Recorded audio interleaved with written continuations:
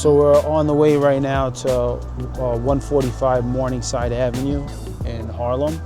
This is a project we also did, I think, about 5 years ago.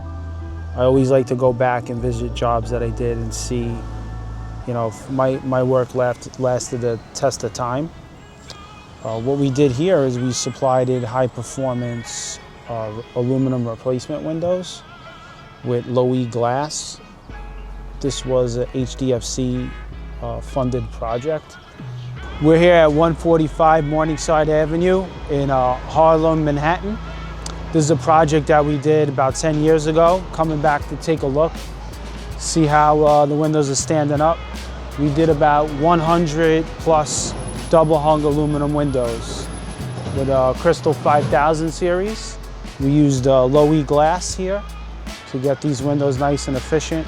They had here before aluminum, but it was an older generation that was leaky, they weren't working, so we came in and replaced them with a retrofit method, a fin and a trim we call it, which was very invasive. We did very little damage to the interior, basically no damage.